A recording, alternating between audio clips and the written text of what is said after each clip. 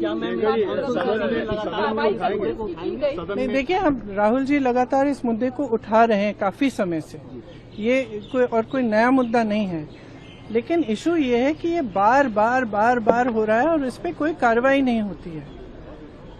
मुझे याद है जब मैं यूपी में काम कर रही थी तो जो पेपर लीक हो रहे थे वो एक दो जो एकदम जो नीचे वाले अधिकारी हैं उनको आपने अरेस्ट कर लिया या 2 दिनों के लिए रख लिया थाने में, उसके बाद बात वहीं पे रुक जाती है। किसी पर कार्रवाई नहीं हुई है, किसी पर कोई ठोस कार्रवाई नहीं हुई है। अब ये मुद्दा इतना ज्वलंत इसलिए है क्योंकि देश के युवा हैं ये, और ये समझ रहे हैं कि हमारे फ्यूचर, हमारे भविष्य के लिए क्या है।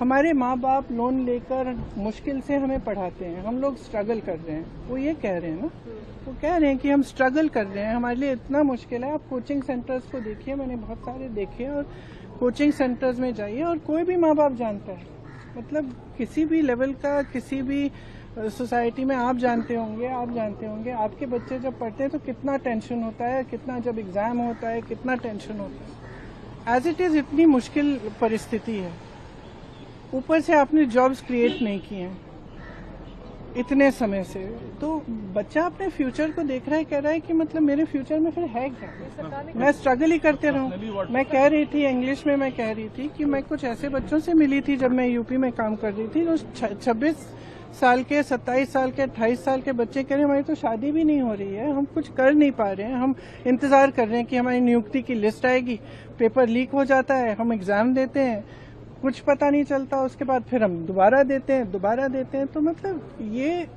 एक बहुत ही जेन्युइन प्रॉब्लम है और इसको हल्के में कोई नहीं ले सकता। ये एक बहुत जेन्युइन प्रॉब्लम है। आज युवा बहुत ही दुखी है एक्चुअली। ये जो आप नाराजगी देख रहे हैं, ये एक्चुअली दुख है कि हमारे फ्यूचर, हमारे भविष्य के बारे में कौन सोच रहा है।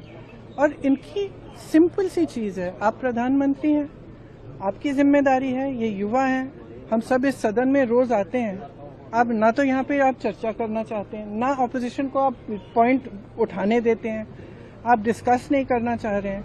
ये सदन है किसका? ये उन्हीं युवाओं का है ना जिसको आप रोक रहे हैं बाहर, जिन पर आप लाठीचार्ज कर रहे हैं, जिन पर आप आंसू गैस चला रहे हैं।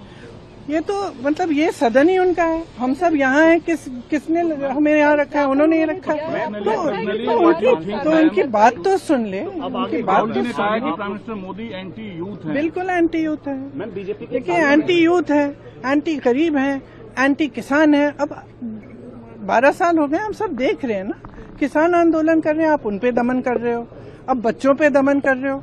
बच्चे हैं, सुन लीजिए इनकी बात, क्या होने जा रहा है। अगर इनकी बात शांति से सुन लें, आप मंत्री जी की जिम्मेदारी है, उनसे रिजाइन करवाइए। देखिए एक जमाना था जब मंत्री जिम्मेदारी लेते थे, मुझे याद है एक ट्रेन का एक्सीडेंट हुआ था शायद 80s में, अगले दिन उन्होंने इस्तीफा दिया, जो मंत्री रिस्पॉन्सिबल थे, जो उसके समय के रेल मंत्री थे। तो इस्तीफा दीजिए, जिम्मेदारी लीजिए, और सबसे जरूरी तो यह है कि सिस्टम को दुरुस्त करिए। I think it's absolutely disgusting. This is no way. I mean, these are young people.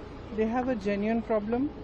We all know what that problem is. We all know that every time they spend money, that their parents take loans for them. They struggle. They have to go to coaching centers. All sorts of things. They face immense struggles, basically because they want a bright future for themselves, and they see that there's a possibility for a future, and you're just destroying that future.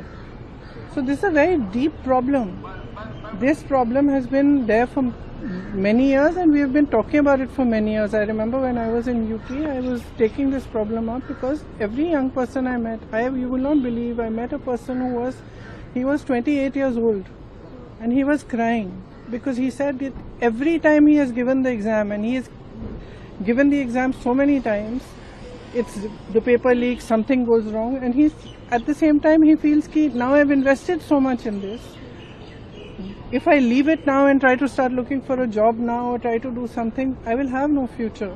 So he gets stuck in that cycle of going on and on, giving more and more exams and tests and preparing, and the boy is 28 years old.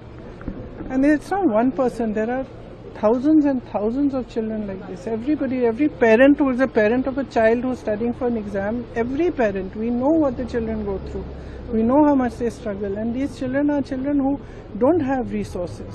So they have a genuine problem. They are genuinely just asking. They had said they were going to do a peaceful protest. They were genuinely simply asking that they should be heard. Now the Prime Minister, he is the leader of the country. This is the youth of the nation. This country belongs to them. This parliament belongs to them. We are all here because of them. So the least he can do is hear them out, listen to them, call them, understand what the issue is. They are asking rightly for the resignation of the minister. So he is the person who is responsible.